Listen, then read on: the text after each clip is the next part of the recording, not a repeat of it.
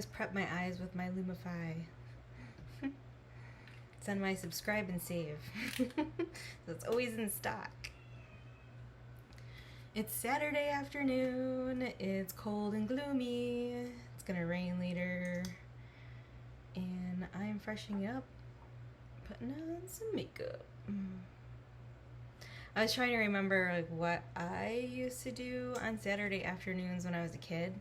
So I was born in '77, so much of my youth was in the '80s and '90s. Most of like my stronger memories obviously are like late '80s, early '90s. I remember Saturdays, it was always my dad's job to clean the kitchen. He would mop the floors. And I would hang out in the family room watching movies with all the kitchen furniture in the living room because he would like move everything out. Goonies, Princess Bride, you know, a lot of the regulars that we all grew up loved watching over and over again. Someday soon I want to give myself like a lightning round a lightning round test of all the movies that I used to watch as a kid, like over and over and over and over again.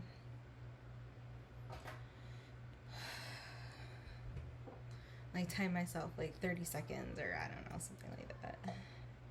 See how many I can come up with.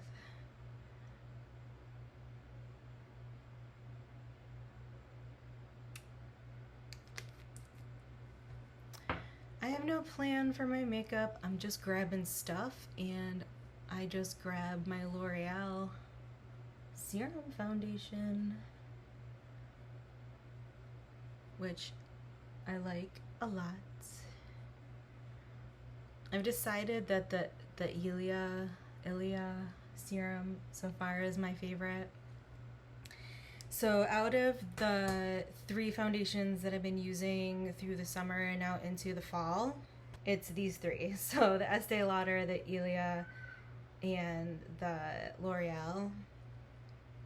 And I find, I should have done it this way, I find that the L'Oreal is kind of in the middle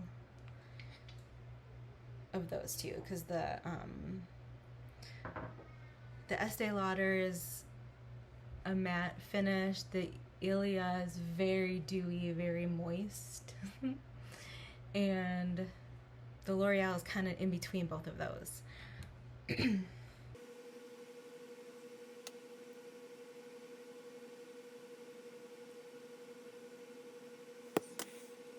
And I started with the L'Oreal concealer.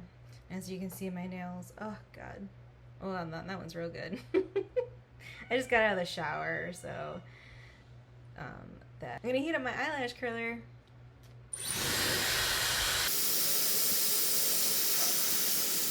I just give it a little hand test, and if it's not burning my hand, and I might do that on my cheek, then I know it's not gonna burn my eyelid.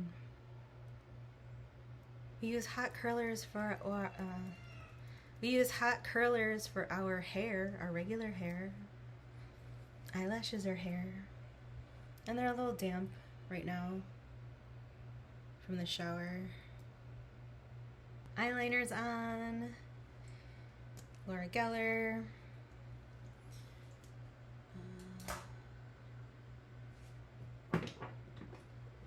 Gonna put on my eyeshadow insurance, my shadow insurance, I guess, called from Too Faced.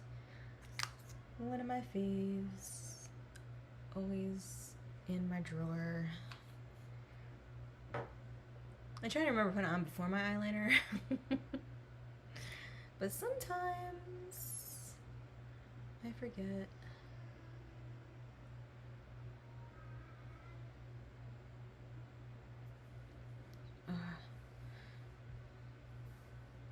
My husband's been watching a lot of videos online right now about growing up in the 80s and how different it is now for kids. And it's funny. One of the most popular things that they're talking about in these videos is how we would just come home when the lights came on, and yeah, I mean, as soon as it was dark, that's when we came home. Or we'd shout our, we'd hear our parents shouting out our names. Like they'd open the door and scream our names, and then we come running. That's how I think of when I think of naming somebody something. I think about how it sounds when it's being shouted outside of a door. Like, Vilma, it's time to come home. Like, does that sound right to me? Yeah, so if, I don't know, if you're naming your kid, think about that one. That's one of the, uh, that's something that always comes to my mind first when I'm thinking of, like, what do I want, or a dog too, right? If you're naming a dog, say the dog's name really loud, like you're yelling it. And then tell yourself, that is that the right name for you and for your pet, for your the human that you got. You gotta give a name to. And then, okay, so there was a dad that I saw on Instagram talking about how he doesn't let his kids have cell phones, and when they turn 16 they're allowed to get some sort of a flip phone, some sort of a flip phone, and then when they're 18 they can buy a smartphone, but they have to pay for it themselves. Okay, fine. Okay, you know, if you and okay, so kids 18, they have to be on their own, find their own way, yada yada. Okay, I get it. Do these kids not have laptops and or iPads either? I mean, the way I see it is like I turn 18 and I'm like, thanks, Dad. Thanks. Now that I have to like catch up with the rest of the world, and it's a huge safety thing. Comparing to our childhoods, which we were just talking about, we memorized people's phone numbers, and there were phones everywhere.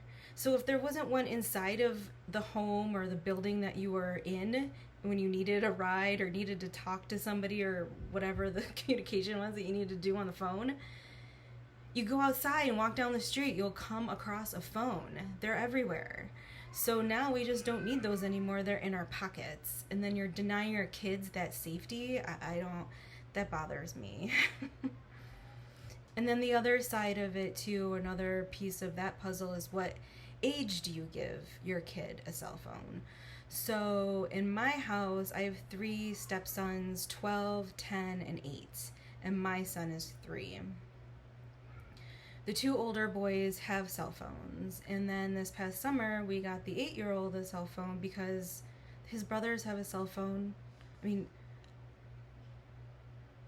denying him access to a cell phone by virtue of his age. So to me, that's just dumb. And so my son's 3. Will he have a phone at 8? I don't know. But one of the nice things about, with this 8-year-old is he goes between 2 homes, his mom's and his dad's here. So in between those times, they can communicate with each other. And I think that's awesome. So I love that, we're hanging out and his 8-year-old calls him. His 12-year-old texts him. They share stuff. And so even if they're not around each other, like living in the same home, they can communicate and talk to each other. So, with my son 3, my husband and I are not getting divorced. All 3 of us will always be living in the same home. So he might not necessarily need a phone at 8, but I'm sure by 10, and he'll definitely have some sort of a device. I'm not going to deny him access to Earth. So yeah, that dad really, he got under my skin a little bit. He's denying his kids access to the world based on a principle. And I feel like that principle needs to be checked. Think about what you value. So I value learning. I value searching. I value curiosity and exploration. And that's all right at my fingertips. All of our fingertips. So I'm not going to keep my kid from that. Just because I didn't have it growing up. and I guess I don't know exactly this dad's reason. He did not say, so I guess I don't want to go judgy place on what his reasons would be, but it just seemed very authoritative to me, and I don't like that either. I am not a big fan of authoritative parenting. Okay. Am I mean stepmommy because they want things and I'm saying no until I put on my makeup? I will come out there and address what they need, and as soon as I'm done putting on my makeup. Is that authoritative or is that boundaries? Because I think of it as boundaries. I'm laughing. Oh, kids make me laugh. I should have read the comments of what people said to this dad. I don't even know what other people were saying.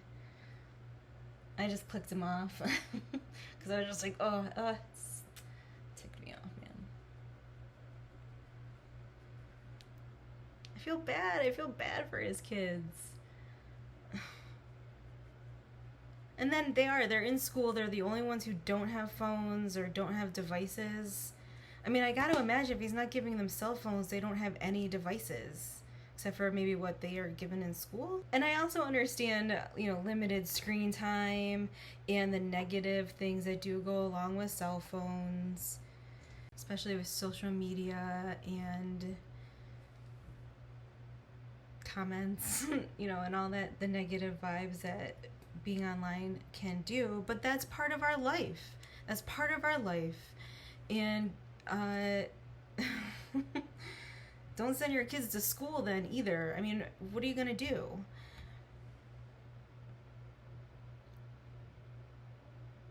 I still hear parents talk about the bus. They hate the bus. Kids' parents hate the bus because the bus driver can't monitor what all the little kids are saying, and then your kid comes home learning something new that probably they shouldn't have, and because that kid saw it on YouTube or whatever, or their parents said it, or their older siblings or younger siblings or whoever. As if our cell phones are the only portal into the negative vibes of human nature. I do believe that there is a way that we can monitor and give our children's freedom, because you keep them locked up, you keep them from experiencing the world or moving in the direction that their natural hearts desire. I think that that's just going to have a negative outcome in the long run. But that doesn't mean go let your kids run in the street and play. So, right? There's balance. L'Oreal Voluminous. Also one of my go-to mascaras. I believe ultimately who we have to be for our kids is a person that they can always come to, even when it's about something weird or awkward or inappropriate, so that we can neutralize shame or guilt or whatever is going on underneath the surface. Because at the end of the day, no matter what they see, I think everything will be okay. So, I don't know. I just think everything will be okay. We can't be somebody kids are afraid to talk to. Because as soon as we become somebody they're afraid to talk to, somebody who they feel they can't trust, who they can't share the weird stuff with, then that's when they're going to start going to other people, and then and then snowballing there. So keep it in-house and just talk and be open and let them say the stupid stuff too sometimes. Let them experiment with their own bullying language, with their own mean ways of doing things, or with their own language, and figuring out all the words that they want to use in their vernacular. Let them work that stuff out at home, and let them be who they want to be and work that stuff out at home. And trust when they go out in the world that they will manage their relationship with people in the appropriate way that gets them to where they want to go. Alright, so makeup's done. Now I gotta go feed some kids. So, am I mean stepmommy for saying I'm gonna do my makeup first? I don't think so. Can wait 10 minutes. Everything will be okay. Have a great day, guys.